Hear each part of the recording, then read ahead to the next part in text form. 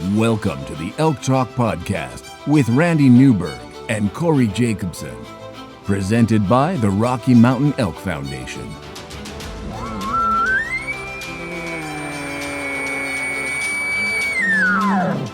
The goal is, what little you and I know about elk hunting, we share with people. I've got an elk bugle, it's like 120 yards away. What do I do? First off, the thought would never cross my mind when an elk's bugle 120 yards away to call anybody on a cell phone. All elk? All the time? Only elk? Only elk. Well, it's us having conversations, so we usually go down some rabbit holes, but If you hunt with Corey Jacobson, you will find the landscape is full of rabbit holes. We're just going to make this up as we go. and you look at it like, oh, that's a target-rich environment. But if you're trying to single one out, a solo target there is much easier to go into than a big group. We record everything, so there's no BSing, no lying, no faking it with us. Did we hit the record I button? thought I forgot to hit the record button. If you want to know something about elk hunting, this probably isn't the podcast to listen to. Should we give them a list of all the other podcasts where they might learn something?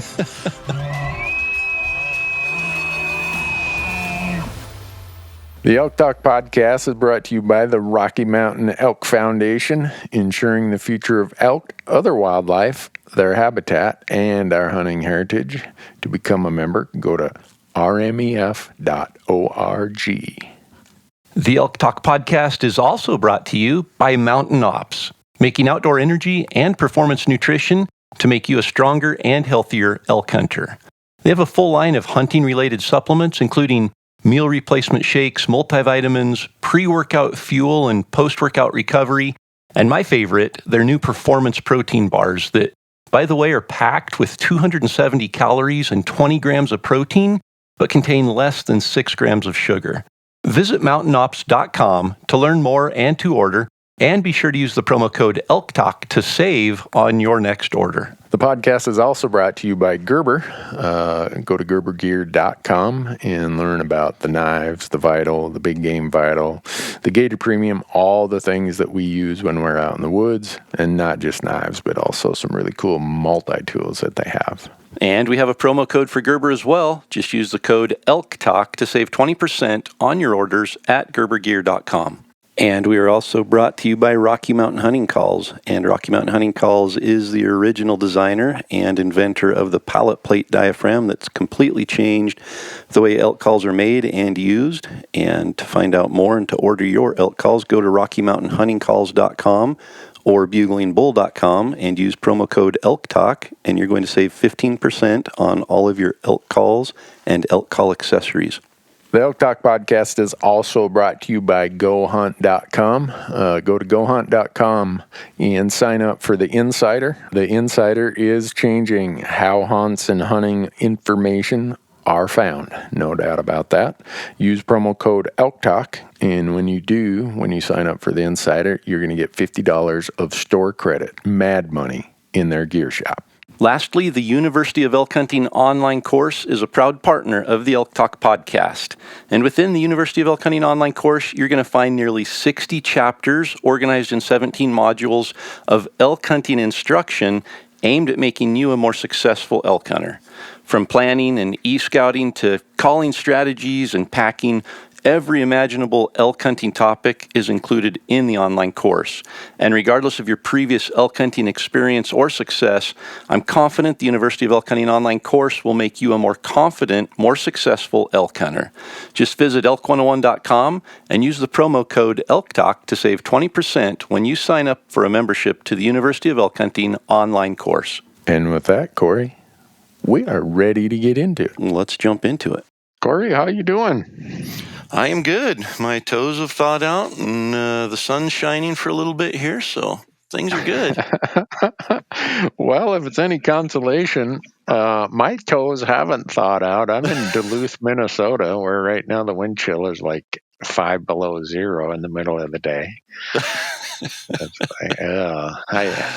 My full admission to the people who live here, and I grew up even further north of here, I'm just not tough enough to live here anymore. I just, call me a wimp, a candy ass, whatever. I'm not quite sure what people see in it. So I hear you. It was minus 10 here 2 mornings ago. ooh. And it's warmed up today. It's probably 20 degrees right now, but tomorrow and the next day, it's supposed to get down close to 0, -5 again. So Yeah. I'm going to try to get out wolf hunting here for a day or two and Cool. see if I can not get my fingers frostbitten. Yeah. I'm sure you won't. But did you know, last time we talked, you were bracing yourself for like 20 inches of snow. Did you get a bunch of snow? We did, and we're still getting it. So the good thing was we got some rain right in the middle of it. It warmed up to like 36, and we had probably 18 inches of snow on the ground, and that rain settled it and melted a little bit. So it kind of compacted it down to about 9 inches or so, and then we've got probably another 6 or 8 since then. So we're probably sitting at 15 or 20 inches total, and we've got a little pause here with some cold weather for 2 or 3 days, and then supposed to start snowing again next week.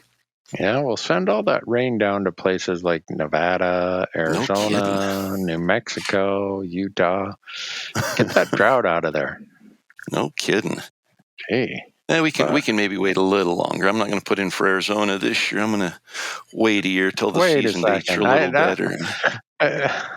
I'm putting in for Arizona this year. I want that drought out of there. I'm not. There's a saying that a guy used to be one of my mentors in the hunting and conservation advocacy world. He's since passed. He said, "Beware of old men in a hurry." So I'm an old man in a hurry. Corey, get that drought out of here. Hurry up and draw it. Hurry and draw a tag. But I do know when it snows in Bozeman because I've been gone. And when I get a text from my wife, I know that she doesn't want to talk to me. So she sends a text. And usually it's just a picture of how much snow landed and a picture of her broken foot in this walking boot. Oh. How am I supposed to, with my, you can't, so you got a foot in a walking boot with a sock, it's not like you can go out in the snow and stuff. And I think it's like the old Sesame Street car things of which of these things don't belong. And I think the other one is probably husband. He doesn't belong in this picture for much longer because he left me here. So I get a hold of my buddy Bart, who lives about a half mile away. Hey, Bart, I got a favor to ask. Fortunately, he's got a snowplow. But that's good. So, yeah, and he saved your bacon then. He did, and he does this whenever I'm out of town. And he drew a Missouri break sheep tag 2 years ago. And I'm like, I told Kim, my wife, I'm like, yeah, Bart, he lucked out and he drew this Missouri breaks tag. And she looked at me and said, well, he deserves it. Implying that you don't. I've been applying longer than Bart has. And I'm like, oh.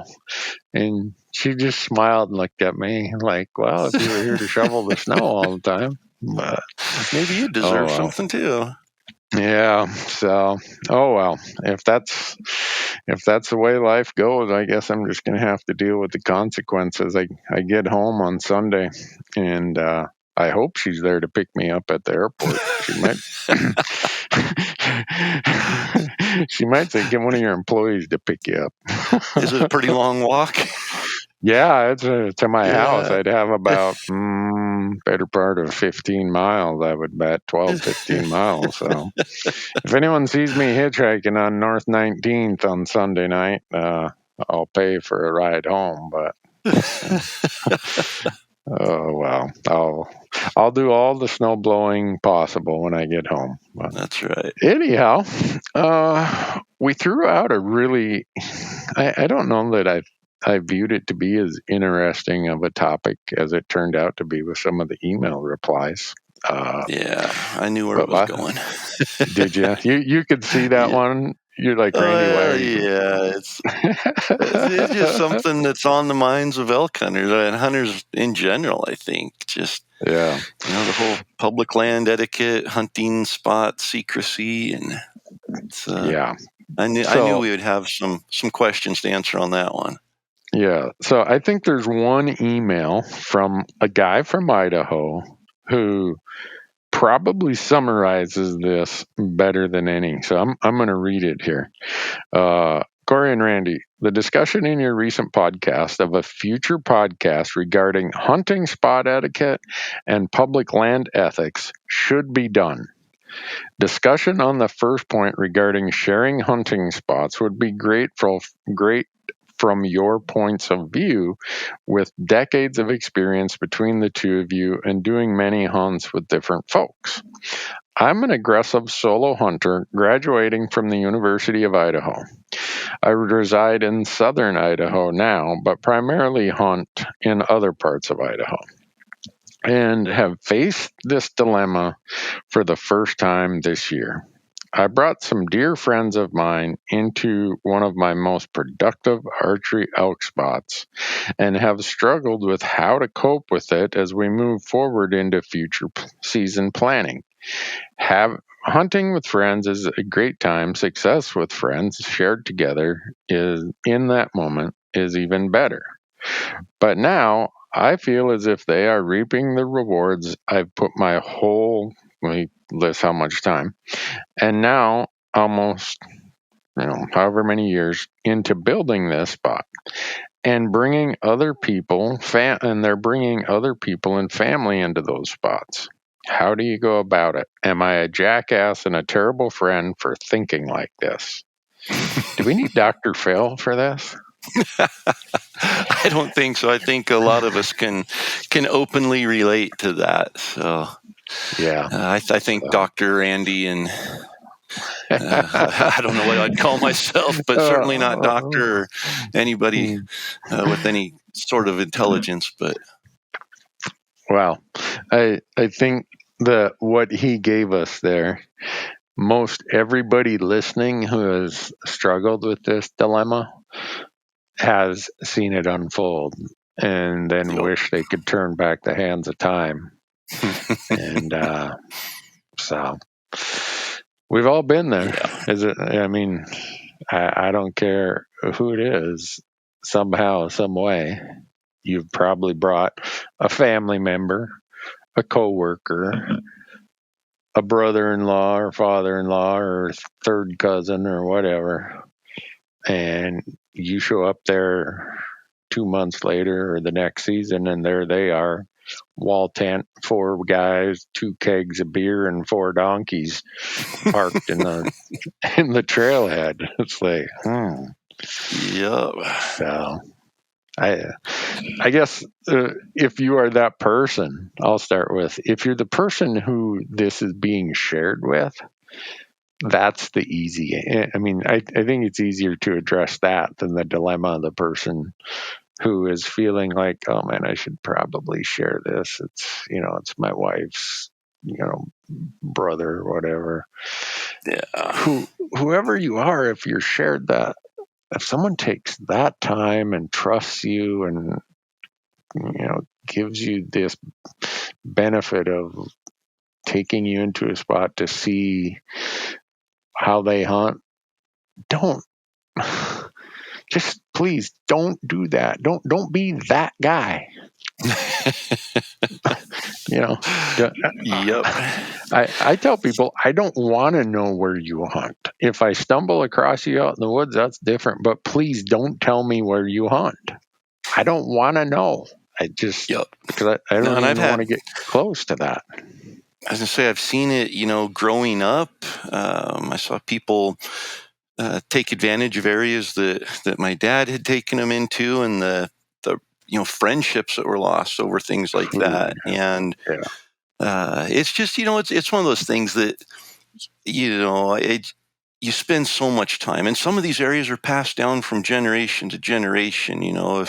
If your parents take you in there, if you take your kids in there, and I've had to tell my kids multiple times, you can't take your friends back in there. I want you to go and hunt with your friends and do your own thing, but there's some areas that you just can't go into. I don't want you taking them in there. And it's so hard for them to understand, because it's like, well, you can just go anywhere and hunt. Why can't we go in there? And, it's hard for a new hunter, for a young hunter, to understand how sacred a hunting spot is. And I think, it's hard to look at it and say, these people should know. They should just automatically understand that, because they don't. And, it's no different than you take somebody you tell them about your favorite restaurant or something.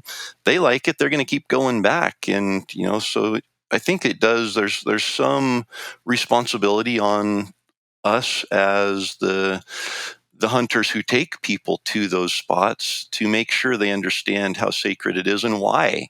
We value it so highly, and how quickly it can go from, you look at an area and say me and Donnie hunt there. So there's 2 people in there. And if there's 2 more people in there, it's like, this is, we've got to change the way we hunt this area now.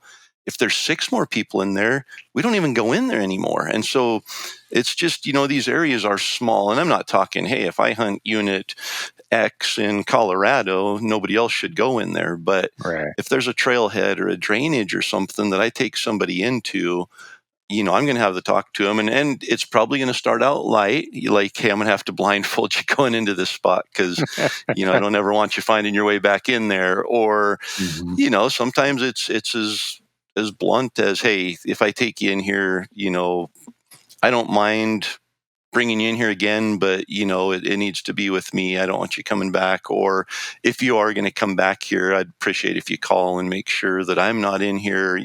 Just little things. That it doesn't have to be, hey, this is my area, so don't ever come back, type of a thing. I think with an explanation of why you value it so much and why it is sacred, I think people will catch on. But there's always those people that, shed hunting spots and different hunting spots that just, they are looking for your spot, and they know that there's value on it, and it's a sacred spot, and they still don't care. And there's always going to be those people there. And I can share story after story of people that, I think I've shared it before, but I had a guy I worked with one time that followed me from the parking lot at work to the area we hunt. And then I ran into him a couple days later, and he's hanging out the side of the truck as they're driving up the road, and we're walking down the road, and he's yelling, I found your spot. Like it's some kind of a game, and he's, happy about it, and it's funny to him. And, at that point I was pretty blunt and said, you know what, it'd probably be best if you left and didn't come back here. And, his comment was, it's a free country, it's public land. And, those are the kind of people. And the next year they had, great big camps, 4-wall tents. I think there were 12 or 13 people there, and everybody had found out where we hunted and where we'd had success. And I don't even go there anymore, because it ruined it. I mean, it can't handle that kind of pressure. Yeah. Well, I'm not advocating violence, but people of our father's generations, that's when your dad or my dad probably would have walked up and said, when's the last time you had a tooth inventory? Let me help you here. That's for sure. But I mean, it is public land. The person is completely right. You know what? It's public land. But that doesn't mean that there are some norms, some expectations that are just really hard to violate. Or to have violated. So don't be one of those people. Don't. And I say, if someone brings you in there, don't even call them and say, hey, do you mind if I go in there? Yeah. Go find another spot that might have similar characteristics, because I can assure you that this spot has certain features, certain attributes, and that's why elk or deer or whatever might be in there. And it's not the only place in the unit or in the state that has those features and attributes. So use what you learned and go try find your own place that has that.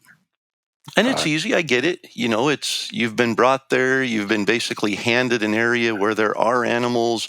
It eliminates the biggest struggle and obstacle in hunting, which is locating animals to hunt.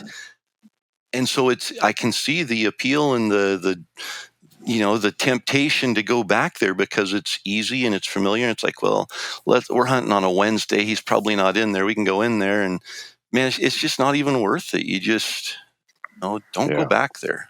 Use what they've taught you, like you said, to find your own area. And I think that's why you and I stress so much. Don't email us or message us and ask us where to go. Don't ask us, hey, could you point me in the right direction? Could you give me a trailhead to start at? No, we can't do that. Any areas we know that are going to be good, we hold sacred. And besides, if you knew how many people messaged us asking us for that information, you wouldn't be very happy if we sent you there, because everybody else would be going there if we gave them the same information. So use the e-scouting tools that you and I talk about and teach about to go and find an area that has those qualities that's your area. And don't think that there's not going to be other hunters that hunt in there. I've not found a single place where I go hunt where I don't see sign of other people or other people in there. There's nowhere really like that, but it's spread out enough and there's enough public land and enough access that you don't need to be going to somebody else's area, and you don't need to be hunting right on top of somebody else, and somebody else doesn't need to be hunting right on top of you. Yeah. So please value your friendships more than you value the shortcut of someone holding your hand and pointing out an elk to you in their favorite place, because there are other places out there to go find them, but there may not be other friends. That's very true. You don't want to end up being that guy like Doc Holliday in the movie Tombstone, where after the big shootout at the water hole, the one guy says, "Doc, why are you doing this?" And he says, "Wyatt is my friend." And the guy says, "Well, hell, Doc, I got a lot of friends." And he says, "I don't." So don't end up like Doc Holliday, where you only end up with one or zero friends. Exactly. Oh, but I kind of thought when we threw that out there, we would we'd generate a lot of emails, and we did. And I just think it really is common sense and courtesy. And I don't know how much of it is intentional. If you are a new hunter, sometimes we do things that it's not out of malice or greed, it's out of just lack of knowledge or ignorance. If you are a newer hunter, I'm telling you this. You may not have been invited yet, but maybe someday you will.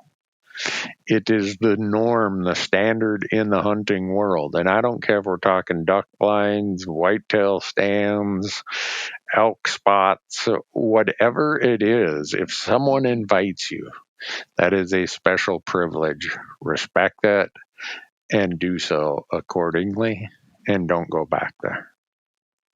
Yep. So, and I think, I'm surprised at how many people openly share where they hunt. People I've never even met before will come up and want to share an elk hunting success. And the first thing I started with is, well, I was hunting up there up the top end of Smith Creek last weekend and had 4 bulls bugling. And it's like, whoa, I didn't want to hear that. And if you're openly telling me, how many other people are you telling? Hold that stuff sacred. Don't share it like that. Yeah, I'm surprised when people do that also. And it's what's the old saying that things that come easy don't last long, or something like that, and things that, like that last long don't come easy. So if it comes easy to somebody because you got a mouth and you're telling the whole world, don't expect it to last forever. That's the truth. And I'm sure, like you said, every place I go, I don't care what hunting I do, I run into other hunters, and that's fine. They found it on their own, and it just is what it is. It's public land, and I'm glad they've done their research and everything, and I wish them nothing but luck. But it's not like I brought them in there and said, yeah, I've been hunting this spot for 25 years. I'm going to show you exactly how the elk behave, well, how they respond to pressure, blah, blah, blah. No, this person probably showed up and they figured it out the way I did. So, Yep. work at it. And that's the point, and then that probably leads into another discussion of, the public land etiquette. If you do find a spot and you go in there and there's somebody else in there, I've dealt with all of it, from the outfitter that's in there that says, this is our area, we've been hunting here for 30 years, you shouldn't be in here, there's not enough room for you guys, we've outfitted here, ran into that. I've ran into people that, that's just, they're very cold. They won't even talk to you. They don't want to share anything. And then I've ran into people that are, just excited to see somebody else in there. And, they offer where they've been seeing elk and everything.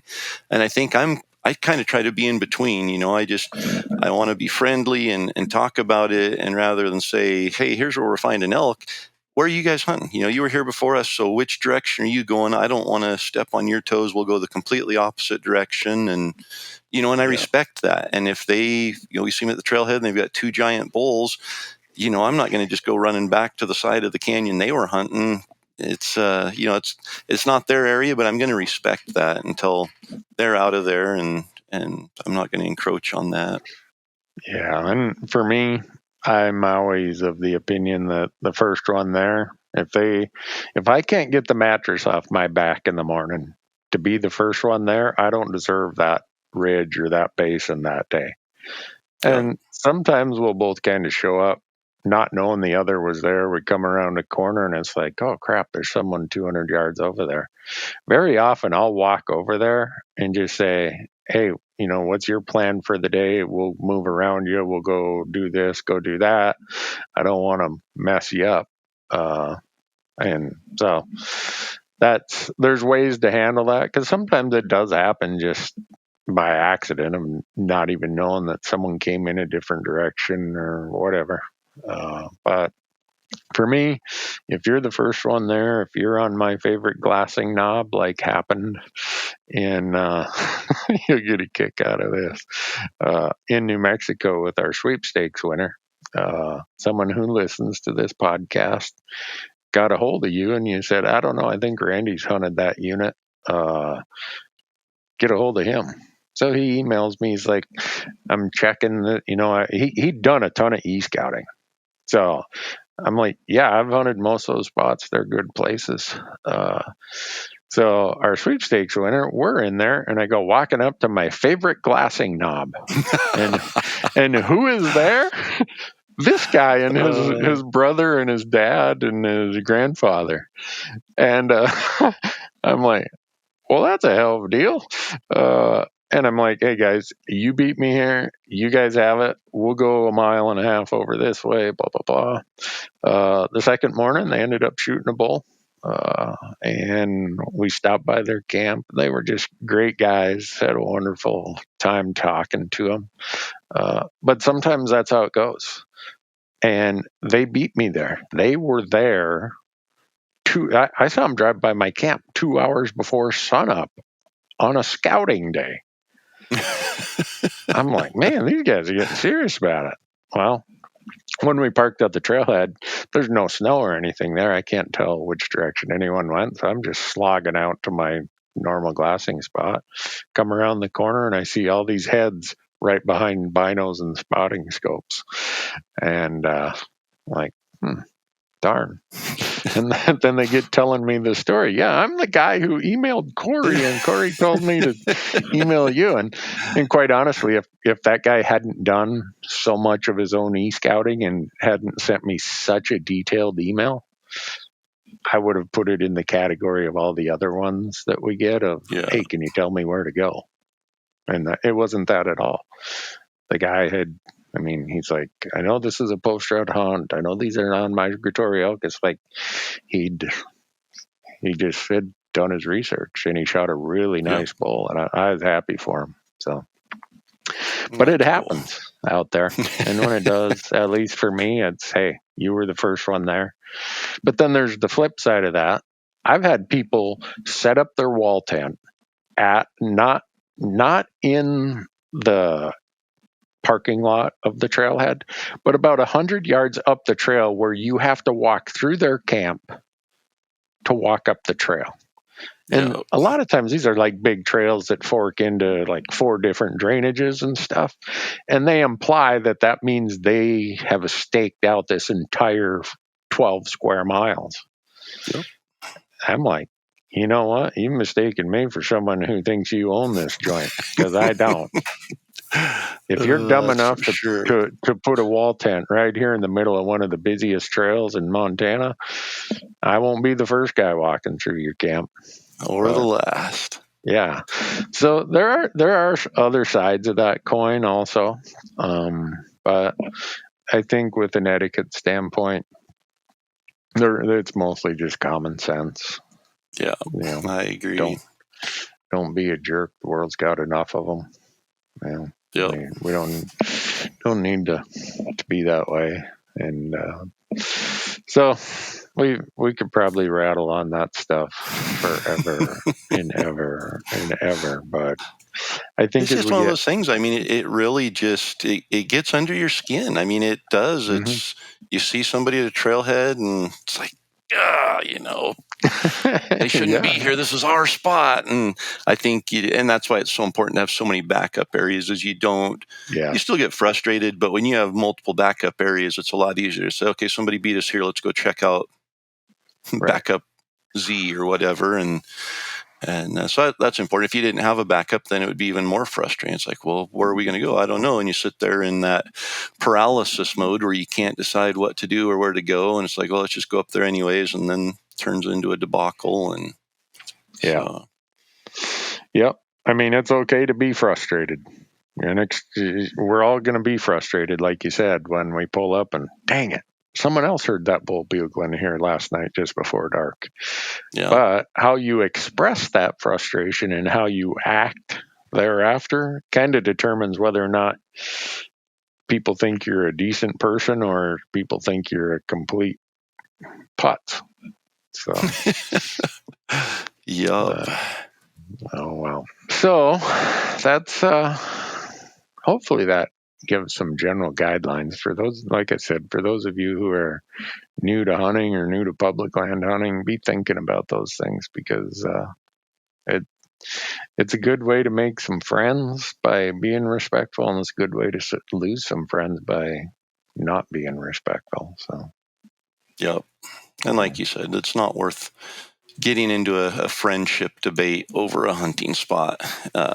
You know, if you're the one that's thinking about going in there, don't even risk it. And, you know, if you're the one that took somebody in there and you're upset at them and willing to sever ties with a friendship over it, you know, that's just maybe a conversation. Maybe they don't even know, you know, maybe expressing to them that, hey, and it's so hard. I'm a non-confrontational person, so when somebody does that, it's easy to tell somebody else and hope that maybe they'll tell them or something. But I think the best way to handle it is just to approach them directly and say, hey, listen, I took you into that spot and it's special to me, and here's why, and here's what happens when you go back in there and take 2 more people, and then those 2 people take 2 people. It doesn't take long for there to be 16 new people in there in the area. You can't handle it, and it's, you know, it's something you got to think about. Yeah. And I would say, I'm just thinking about how many times I've had someone plop down in front of me or nudge me out or whatever when I was the first one there. I can think of 2 times it happened where we're set up, you know, we're wearing blaze orange, it's rifle season. It's like, well, surely you can see us sitting here. And someone comes and sets up really close by. Yeah. I mean, when they do that, I'll go over and talk to them also and say, hey guys, what's your plan? And twice I've had people say, well, it's public land, and I guess whoever shoots first gets the elk. And, you know, growing up in a little logging town where behavior was different than what's expected out of people today, I just got to walk away because, and never is the audio usable. When that happens, full confession, in my family, cussing's an art form. I'm pretty good at turning it off when I'm on camera. But in those instances where it's happened, audio, we ended up not using the audio from that clip because I do go grab my pack and I'm like, well, if it's that important to them, they can have it. But it's just the principle of it that gets me pretty worked up. I mean, one of them was we had a guest on her and we're sitting in this water spot one evening in a very dry state. And a guide comes with some clients and they set up 75 yards away from us, kind of across the other side of the water hole. I walk over there. I'm like, what's the deal, man? I mean, you saw us sitting there. Well, I guess if one comes in, whoever gets a shot, like we're shooting at each other. So we packed up and left. But I will admit that my truck made an awful lot of noise when we were slamming the doors. And I may have even hit my key fob, the car alarm or something. I don't know. But, on accident. We just packed up and left. It's like, you know what? But the good news is that is so seldom. So seldom. Most everybody I run into, it's a very, after everyone gets through their first frustrations, it's usually a pretty friendly conversation. Yeah. And so now that we've solved all that, there will be no more public land conflicts, I'm sure. Yeah. You think so? I'm pretty sure. I mean, I'm feeling pretty confident that I won't see anybody in any of my spots ever again. We just educated the world and solved half of their problems. Yeah, that's right. But hey, I can't remember on the last podcast, did I say that Wyoming had the wrong application date on their website for non-residents? I don't think you did because I was not aware of that. So for all of you who might have looked at Wyoming's website a week or 2 weeks ago, they said that the non-resident elk deadline was May 31st of next year. A bunch of us were like, what the heck? I went and posted it out on my Hunt Talk forum. Like, anybody know what the deal is here? And then some other people said they contacted Wyoming Game and Fish. I see it is now corrected. It does say January 31st, 2022 is the deadline. So thank goodness. I just want to make sure that nobody looked at that and then said, oh, I got until May to get it done. And then, I mean, imagine what kind of a fiasco that would have created if they would have left that up there. There would have been some unhappy applicants. Yup. Oh well. Are you applying in Wyoming this year? I am. Yeah. Okay. I thought we had it last year. We had right at the brink there of the number of points that were needed, and I thought we might get it, but we didn't. So this year we should be. Nothing's guaranteed, but we should be in the running. Yeah, I'm going to do the general tag this year. That's what we're doing. Yeah. They just give you so many options in Wyoming. Yep. And you can go hunting every second, third, fourth year or something like that. Yep. And you know what? There's quality bulls there. And when you get to a certain point in life, you know what? It's just having fun, and shooting a decent bull is more than a guy could ask for. So I am never going to be that guy who accumulates tons and tons of points in Wyoming. Yep. I'm going to burn I tried, I made it to, I think 4 one time and thought, I'm not waiting any longer. And that's when you get the general tag with 1 or 2 points back then. And I burned them. So. Well, you get a lot of points, and my experience, and obviously there's some exceptions all the time anywhere, but my experience has been those units that take 10 or 12 points usually aren't that much better than most of the units that take 3 or 4 points. I mean, there's always exceptions, but unless you want to save 20 points, and even then, I'm sitting on 18 points in Colorado, and probably going to put in for a hunt that takes less than 10 just because there's nothing in that range that works and that's any better. Yeah. Well, and in some states where the non-resident opportunities are so low, like Nevada or Utah, you end up with a lot of points, but not by design. Not usually because you say, well, I'm at 28 points. I want the unit that takes 32 points. No, it's just that it's you've been trying every year and it just takes that many points. But for states that have reasonable opportunities and I wouldn't be rat holing a bunch of points, but that's, I guess, everyone's going to have a different approach to it. I think we ought to start a political campaign, Corey, to get rid of point schemes. Ooh, think it would work? No. I don't either. I've thought about every thought of every situation there, and as a point holder myself, I'm like, I'm not giving up my points. I'm not gonna just. But I don't know, what the. And we've talked about it so many times, but points are bad. But once you go down that road, there's no turning back. I haven't found a way to turn back yet. No, but Montana did it one time. They had a point system for moose, goat, and sheep, a preference point system in the 70s.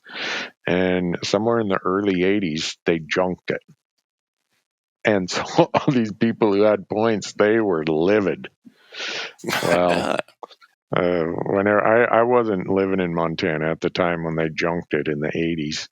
But then by 2001, I think it was, 2002, we were back to having a point system again. So, and the bad part about these point systems is what you are buying into today is never going to be what you are buying into 10 years from now. So buyer beware.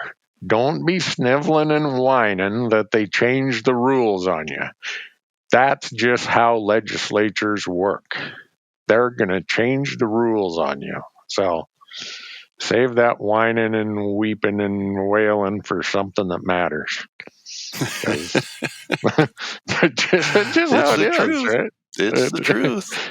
Absolutely is. I mean, I could rattle off so many things that changed in drawing systems since I made my first application out of state in 1995.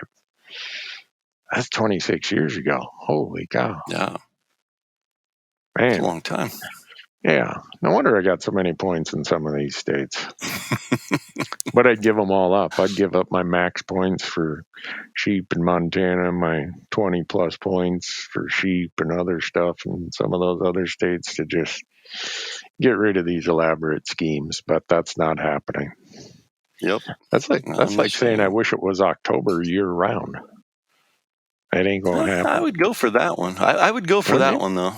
Yeah. Yeah, I would too. I bet you if we, at least in the hunting space, if we said it should be September and October all year round, we'd win. Oh yeah, we'd get voted in. We'd get that vote passed. Oh yeah, absolutely.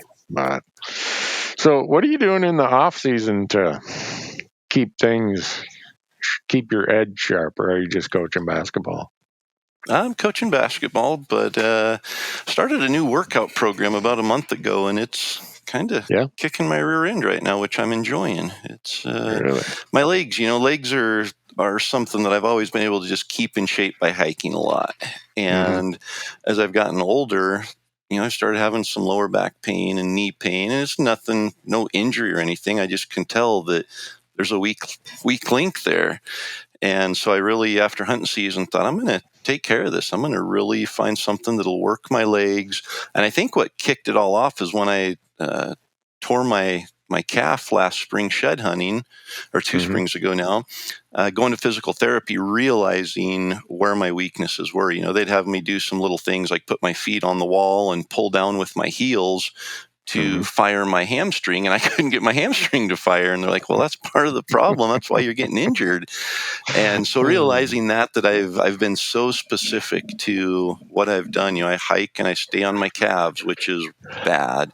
And so I thought I'm gonna do something about this. And so I found a workout program and started it, and it's all just body weight stuff. And as an example, I did the leg portion this morning, and no weights at all. And it's you go really slow, so it's not just doing 10 reps of body weight squats. It's taking 10 seconds to go down and then holding it for 2 seconds at the bottom and then exploding up and then immediately starting back down. And so just doing that. Ooh. But my legs, I couldn't even hardly walk after this morning. I've been doing it for a month, so I know it's working. My balance has gotten a lot better. I'd like to say my pain has been eliminated, but it's actually bringing on more pain in different areas just because it's showing me where the weaknesses are. But it's good. I'm excited for, if I can keep it up for another 10 months.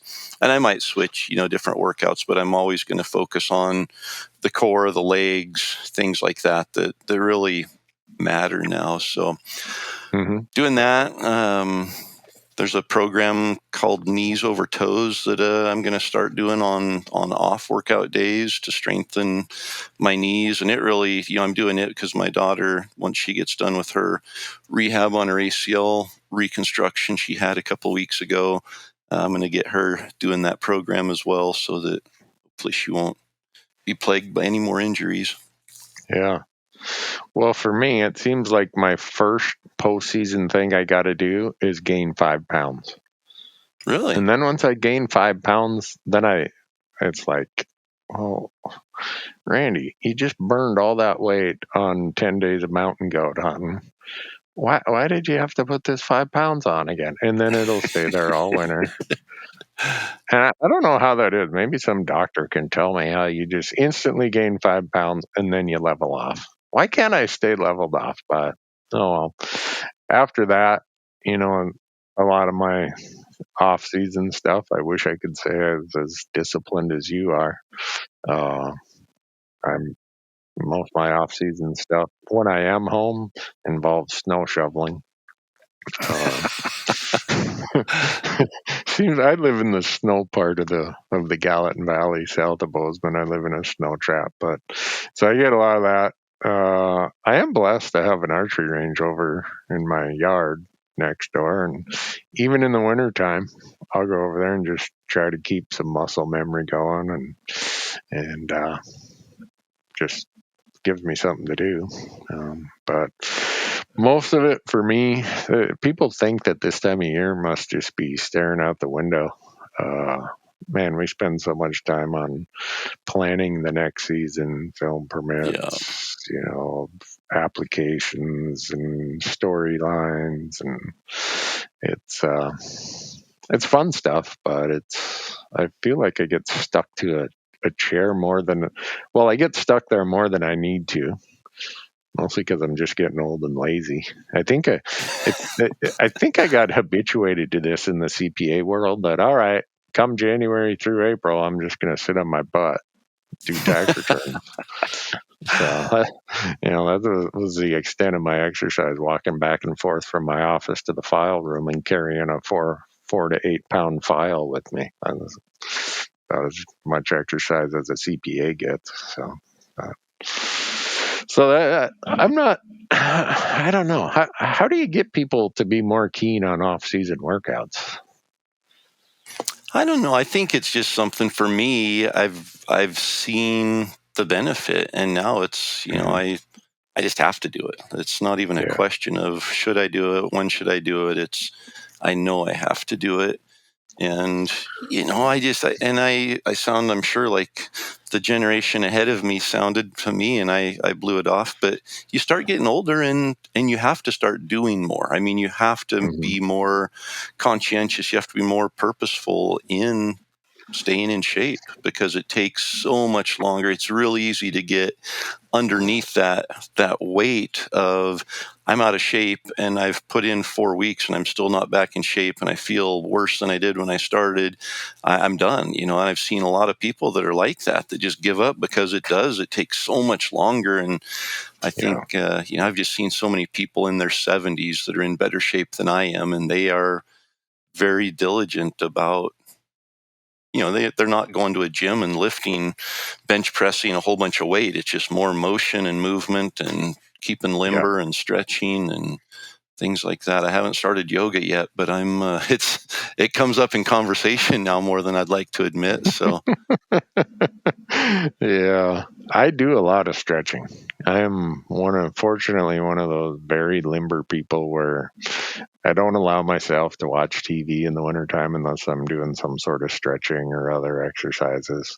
And I do find that stretching is a huge, huge help to me. I've done it all my life. And but on my mountain goat hunt a couple weeks ago, I was the oldest. I was 20 plus years older than everybody who was there, of the camera guys and a couple friends who joined us.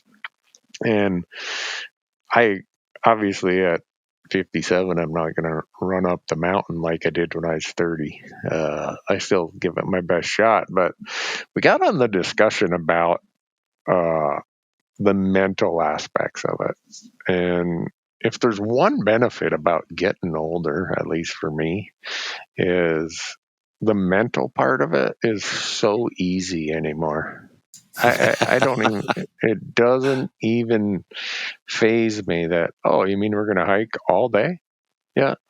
Okay. As long as I can go at my pace, I'll hike all day. I don't care. Whereas when I was 30, it's like, I'm not hiking all day. I'm going to go like a road runner for about 3 miles, and then I'm going to sit down and have a break and complain that I got a blister and, whatever else. Now, just like, all right, one foot in front of the other. Let's go. So there is that benefit that comes with getting older. Yep. I think anyhow. I am mentally way stronger than I was in my 30s. I think my peak physical conditioning, probably I was 35, and somewhere between 30 and 35. And as that started to slowly erode just due to time and age, the mental side of it, I feel like I'm in my peak mental condition and hopefully gets even better and better. So there's hope for those of you who are staring in the mirror saying, how'd I get this old? Well, thank goodness, because I do it every day. I still feel like I'm, mentally I feel young. And I even sometimes look in the mirror and I'm like, yeah, I probably look like I'm in my mid-30s, aging well. And I mentioned something about that to my wife, and she just laughed. She's like, "Don't kid yourself." I was like, "Wait."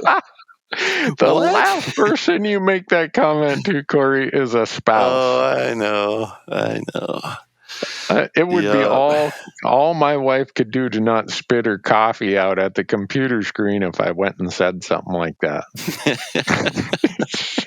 She'd do it. Yeah, well, okay, whatever. And I agree with you. I think cardio-wise, I don't know what it is, but my lungs don't have the capacity the same as they used to. I think strength-wise, though, I think I'm stronger now than I've ever been. As far as feeling like I'm balanced, feeling like my core is, things are connected well, and, knock on wood, able to avoid injury from doing the things I like to do. But I just can't do it as long. The endurance isn't there like it used to be. Yeah. Well, I wish I could say that I feel as strong as I did. I think I've always worked on my core, because when I had back problems from sitting at a desk too much as an accountant, I went to PT and they emphasized my core. But as far as the rest of my body, no, I don't. I don't feel that.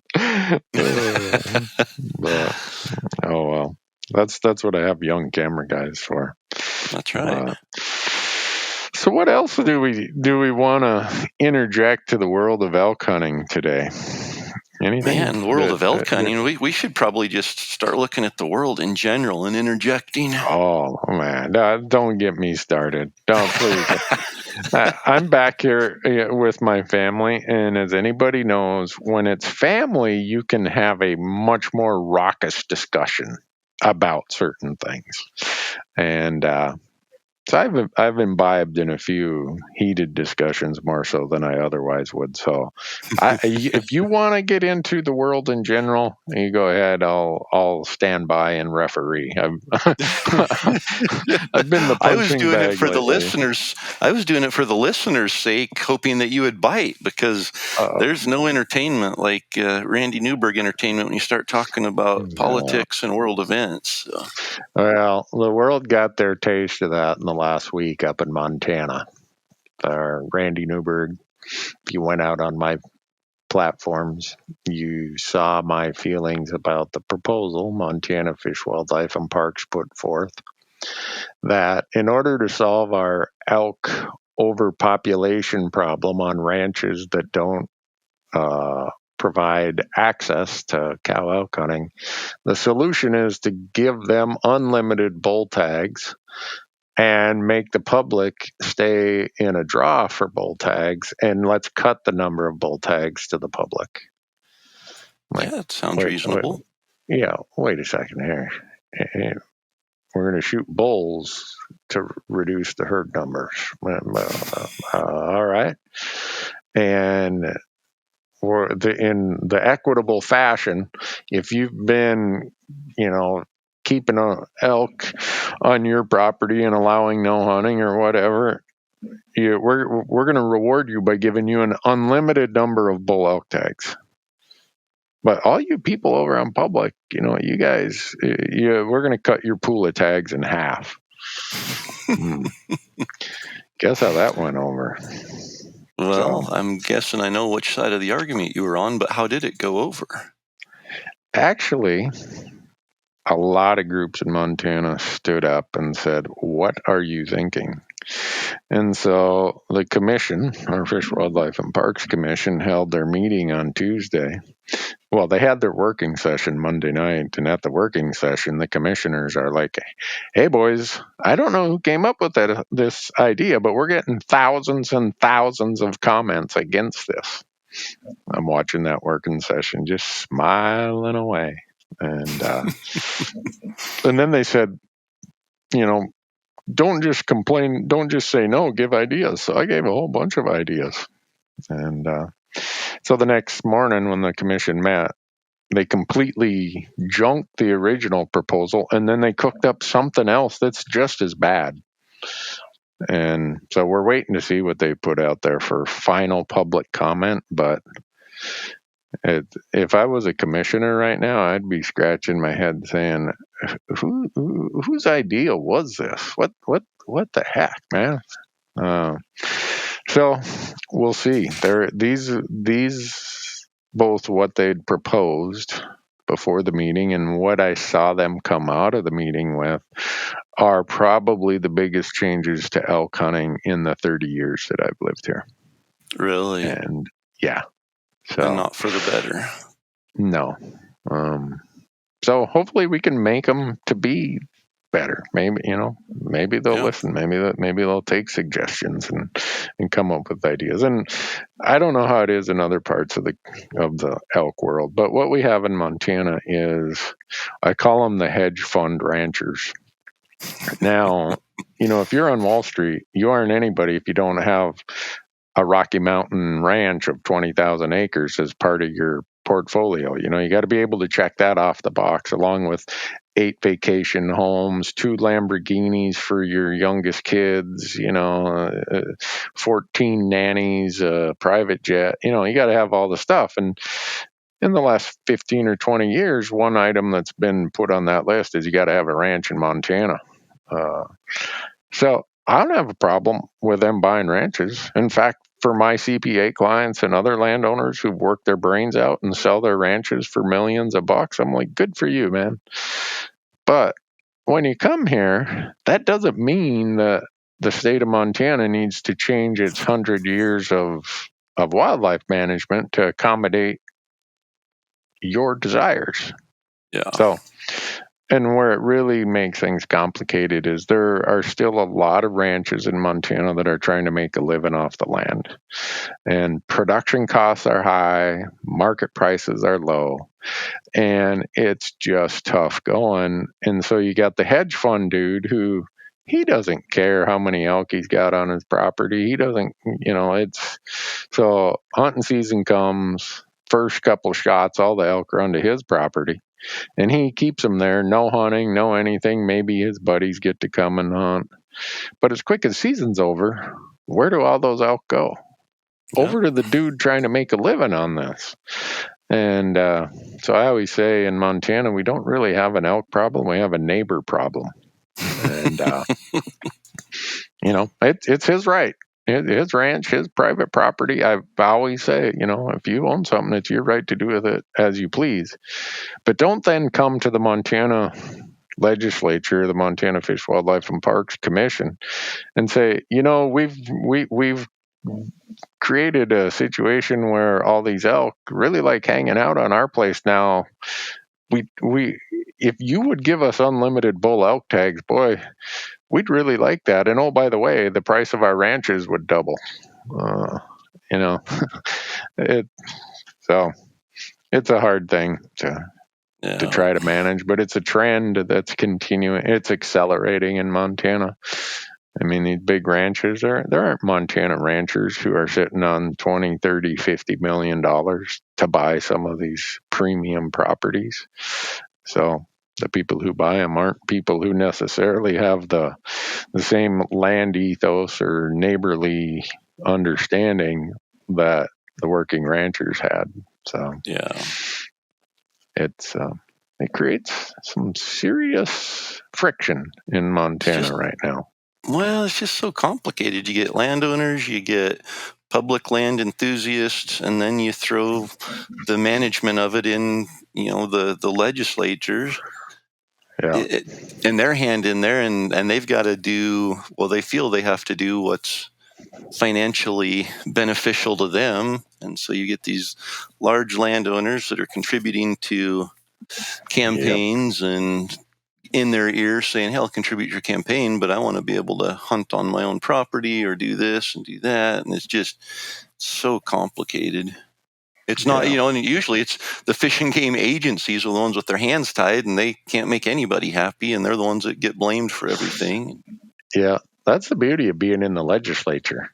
You got somebody you get to blame for everything, the Game and Fish Department, but they aren't the ones passing the laws. So, I mean, that's almost like being a weatherman, There's no accountability.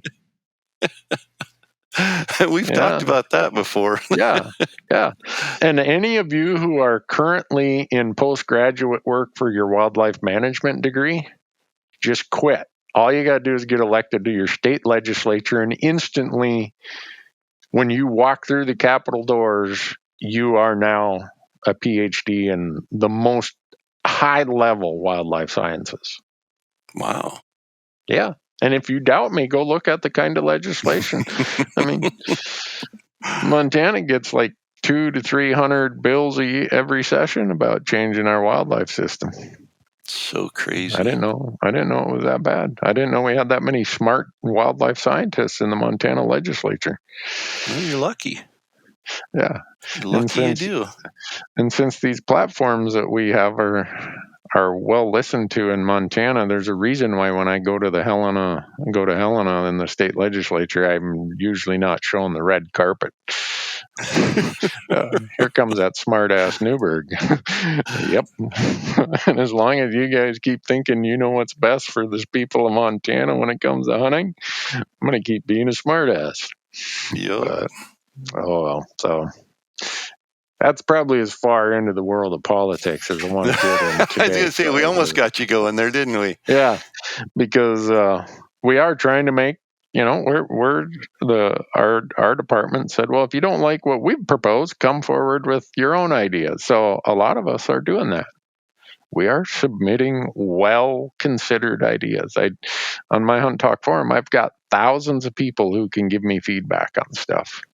I've been involved in this for 30 years. I've got scientists, retired biologists who can give feedback on this stuff. So it's not like the hunters of Montana are just pulling this out of thin air.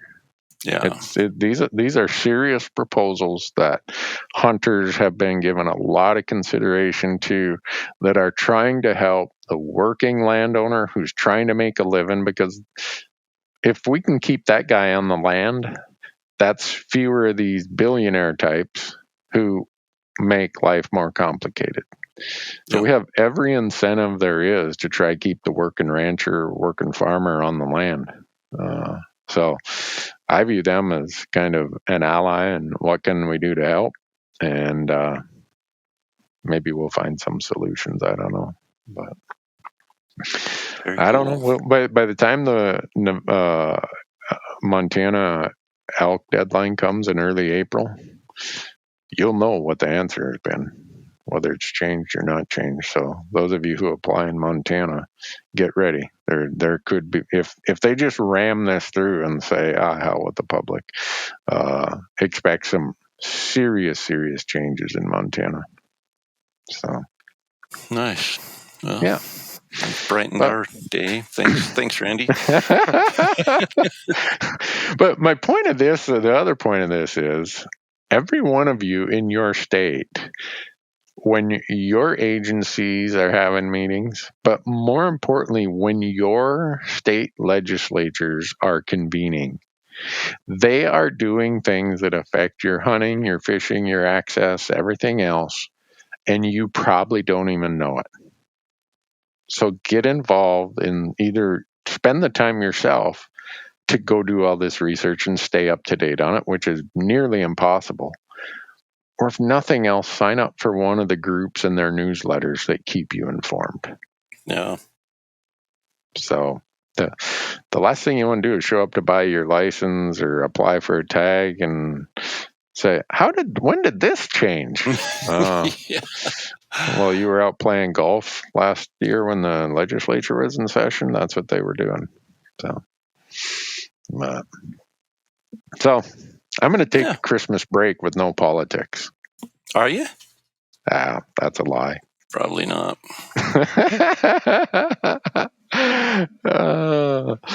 No, I got plenty to do over the Christmas break. We close our office from Christmas Eve till after New Year's, and everyone's been working so hard that they need a couple extra weeks off, so we do that. And I just sit around and dream up application strategies. All right. If I have got too much time on my hands when it comes to that stuff, Corey, and it's been that way my whole life, or at least since I started doing this multi-state stuff. I have okay, what if I draw this tag but not any of these other 4 tags? Well, you start doing that and you come up with 30 iterations of what your season might look like. Maybe even more than I know. that. I know. Kim looks at me like, is this just is this really a worthwhile use of your time, or are you just that bored? Yes. And put me at the dinner table and I'll be mumbling some of this stuff, and she'll humor me for a while, and then it's kind of like, you really think I care? Okay, I'll pretend like I care today. So that's usually what I start doing this time of year, and figure out how I'm going elk hunting as many times as possible. So. Yep. Then on Monday we're pulling the winner. Our RMEF is pulling the winner of the Sweepstakes thing we just did. Kidding! Already? Yeah. That's so fast. We'll find out who that is. I don't know who it is, but they pulled the winner and notify them, and hopefully the person replies, because under Montana law, if you don't reply by a certain date, they have to draw another winner. And I think the reason that is because people were running sweepstakes, and if the winner didn't come forward, they just kept all the benefit of whatever the sweepstakes was. Look at that, we didn't even have to give away a prize. Got all the promotion benefit and didn't cost us anything. Yeah. So hopefully when they get a hold of the person, they reply in time. We had one person who just skated in under the wire. So it's fun. It'll be fun to see who that person is. And then I'll probably do a little duck hunting and sit around and eat some turkey. You Try to duck figure hunt? out how. Don't tell anybody. I was going to say, man, I had respect for you for a while. Oh, man. The reason I duck hunt is it's Matthew's favorite thing to do. So when he comes home for Christmas, we go duck hunting. We don't film it, nothing. It's you ever have those times where you enjoy going out without cameras? Oh, my goodness. I got an opportunity to do that during elk season this year, and yeah, got to be careful. We'll never see Corey again. I was going to say, it was nice. I'm not going to lie. Yeah, so I saved my waterfowl hunting for those. Those are the no camera days. So, and I enjoy it. I just go out and no preoccupation, no set to anything, no story I have to tell. I can mumble and have a booger on the end of my nose, and nobody's gonna, say, hold on, cut, take 2, take 3, whatever. So, but no, and that's my oldest Isaac. He got into waterfowl, and he went quite a bit. And now my youngest Sam, he's getting into it. In fact, his project in shop this past week, he made a barrel for a duck call, and he turned it on the wood lathe, and he actually is thinking that he wants to start a little call company selling duck calls. And so I say that tongue in cheek because I've taken them out a couple times early morning and sat out there just shivering in a blind that they dug out on the bank of the water, and like, what about this is fun? And I mean, I can see the fun, but I don't see the trade-off in between cleaning the ducks and preparing the ducks and eating the ducks and actually hunting the ducks. So they see it a little differently than I do on that. So what you're saying is we don't have to worry about the University of Duck Hunting, like you put together the University of Elk Hunting. Not with my involvement, no. Somebody else may want to do that, and that's great, but you got any Christmas specials going on for that? We are getting ready. So, you mentioned you don't watch any TV during the winter, and I might try to persuade you differently because we have Destination Elk V4 that is heating up here. We're through the first 5 episodes of getting them dialed in, and we've decided on a launch date of January 24th, and I'm excited. There have been a few episodes in the past where I watched, like, I can't wait for people to see that one. But I am genuinely excited about this season and the way we've done it and what we have coming up. So I hope I can persuade you to maybe spend a little bit of time watching that series when it launches. I might, but since you asked me to participate for the comic relief and add some slow periods to it, I know I'm going to be the guy who gets all the, harassment about. Gets all the love. Why do you have that joker in there? So, no, I'm excited when you explained it, how it was going to work and everything. It's like, that's cool. I don't know that's ever been done, and a story told that way in the hunting space. So it's turning out really cool. You asked what my plans were for next year. I said, well, we're gonna have to see how things turn out, and I know you don't want me to tell you that we're gonna need 9 camera guys again next year like we did this year, but we'll see what the response is. Yeah, exactly. I don't have 9 camera guys this year or next year, so we'll put an ad out here on Elktalk. Don't do that. I did that. I made that mistake. Something tells me you got more than one reply. Yeah. We'll leave it at that. But at least we did get some good replies too. well, that would be a good So Christmas gift for the elk hunter in your house. The University of Elk Hunting, Corey will give you a discount if you use promo code Elktalk, right? That's right.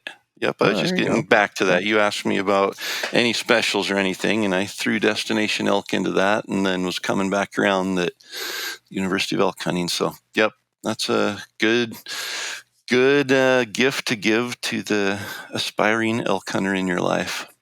Mm-hmm. Whether it's a hunting partner, a spouse, or yeah. Or if you're really wondering, buy them a membership for the Rocky Mountain Elk Foundation. Yeah. Whatever.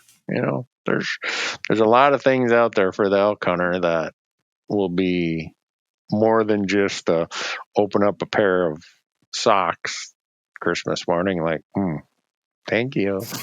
I think. Yeah. I mean, stuff like this, it's something someone will get a lot of use out of and hopefully a lot of benefit. So that's a possibility. Yeah. Kim asked me what I wanted for Christmas. I didn't even answer, I don't think, because you get to a certain point in your life where if you want something, if you got enough money stashed away in your sock drawer, you just go buy it. Yeah. So usually that's a loaded question where she's wanting me to ask her what she wants for Christmas. And so what do you want for Christmas, Randy? It's like, why aren't you going to ask me what I want? Yeah.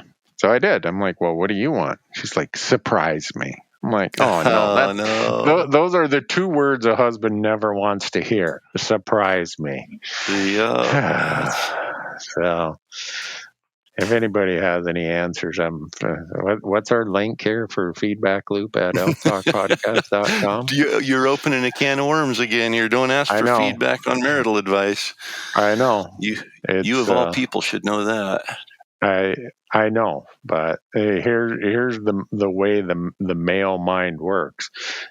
If I get some of these ideas, I'll try to pick one that's pretty good, and then if it doesn't fly, if she's like, I'll say, well, so and so.